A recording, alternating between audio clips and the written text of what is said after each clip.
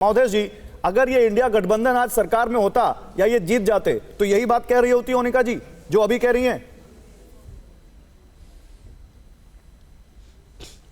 नहीं, देखिए, कांग्रेस ने तो बहुत ही सही स्टैंड लिया। अगर कांग्रेस 2020 में ठीक से लड़ी होती तो शायद अरविंद केजरीवाल जी की सरकार बनने में कठिनाई होती, लेकिन कांग्रेस ने भारतीय जनता पार्टी को पराजित करने के लिए और नरेंद्र मोदी को प्रधानमंत्री पद उनका न रहे और उसके लिए अपनी बलि चढ़ा दी है। तो अब वो जरा रीथिंकिंग हुआ है, रीऑर्गेनाइज होने की कोशिश कर रहे हैं। तो जाहिर है कि अगर उनको फाइट करना है, क्योंकि 2024 के लोकसभा चुनाव में जो INDIA गठबंधन था, आइडियोलॉजी का गठबंधन नहीं था जो आप पूछ रहे हैं।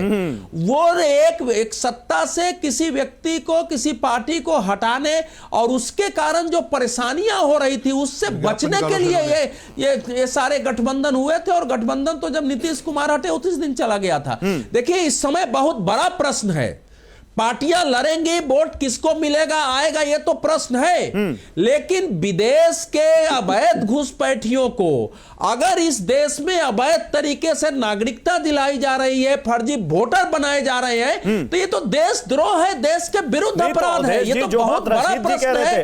भारतीय जनता पार्टी की सरकार, जितनी जिम्मेदार वो पार्टियां हैं या वो लोग हैं जो उनके कार्ड्स बना रहे हैं, तो वो एजेंसियां जिनके ऊपर ऐसे लोगों को देश में आने से रोकने की जिम्मेदारी है, वो कितनी जिम्मेदार हैं इसके लिए?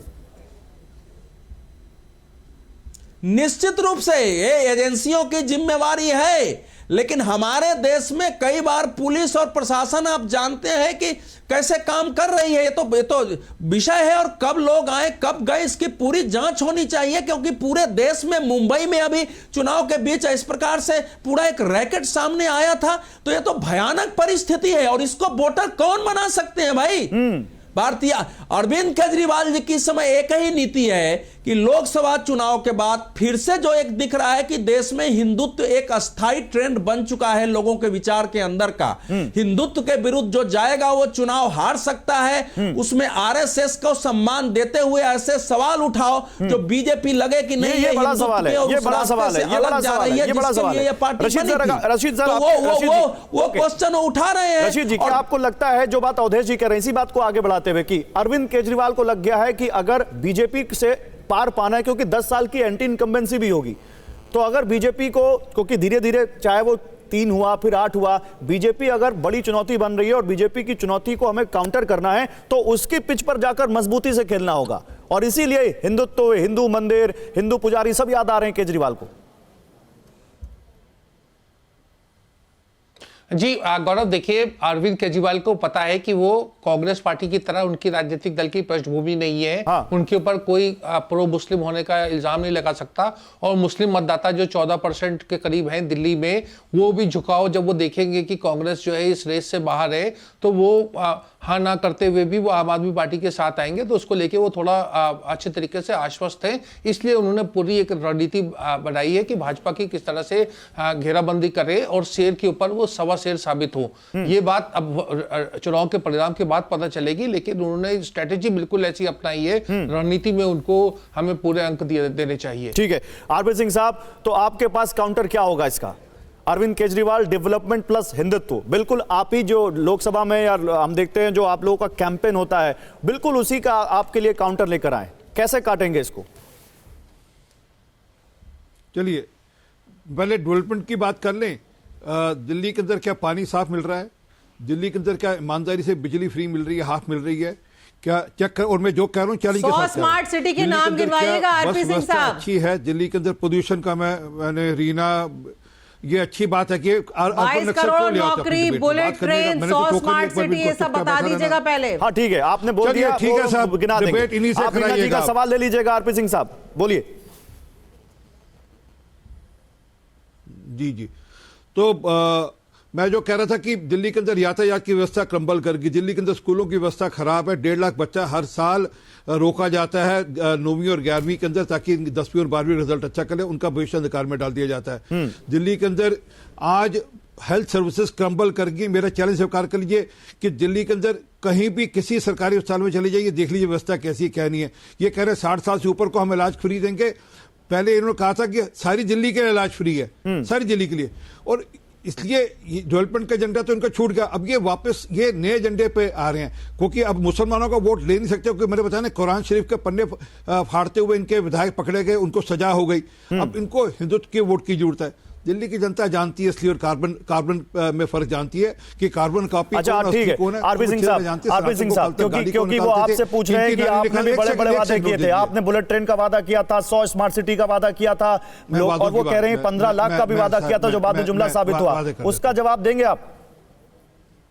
जी जी जी जी जी जी जी मैं बिल्कुल जवाब देता हूं। मैं चैलेंज देता हूं, कृपा कर आपकी डिबेट में 1 घंटा और बैठूंगा। इनको बोलिए अपनी पूरी रिसर्च टीम के द्वारा कहीं पे भी एक बयान दिखा दीजिए जहां पे 15 लाख का वादा किया हो। मैं बैठा रहूंगा 1 घंटा, हिलूंगा नहीं यहां से डिबेट से आपकी।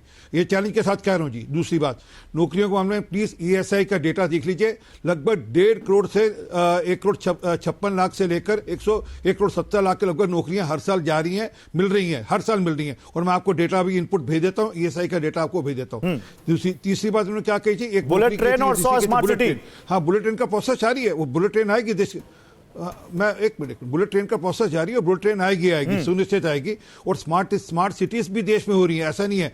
हाँ, उसमें एक खटपट है, दिल्ली जैसे शहर स्मार्ट सिटी नहीं बन पा रही क्योंकि इनकी सरकार यहां पर है, और इनकी सरकार ठीक चलती है भी दिल्ली में स्मार्ट सिटी के शहर जैसे इंदौर है, जैसे जयपुर है। एक मिनट रुक जाइए।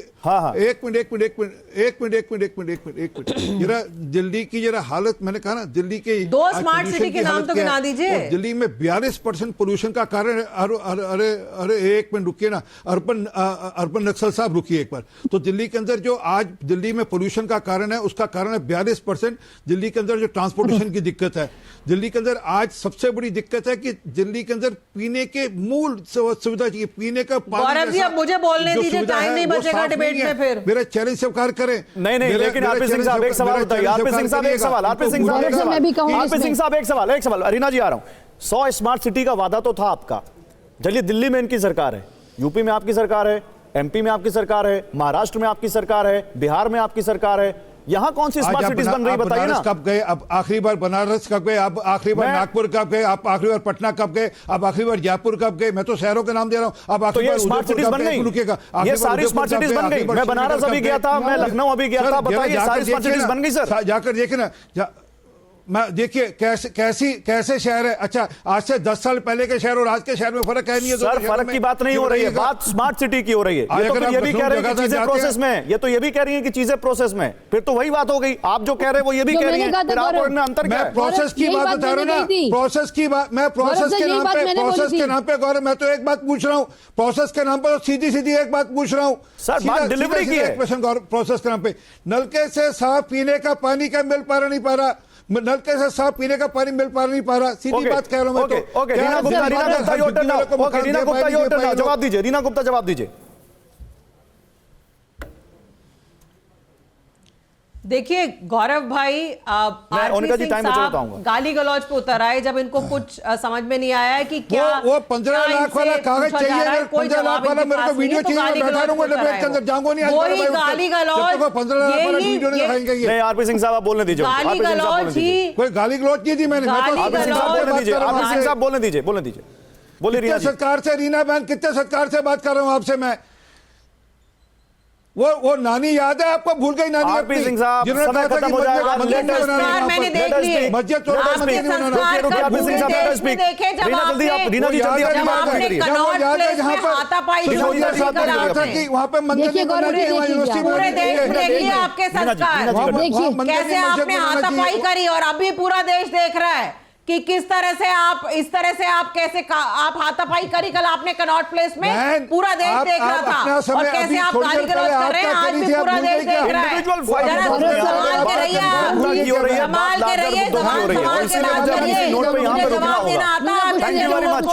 Thank you very much. आप सभी लोगों का बहुत शुक्रिया। अड़ी में यहां पर रुकना एक छोटे से ब्रेक के लिए। अब दिल्ली की जनता तय करेगी कि कौन किसके लिए क्या कर रहा है और किसका वादा प्रोसेस में है।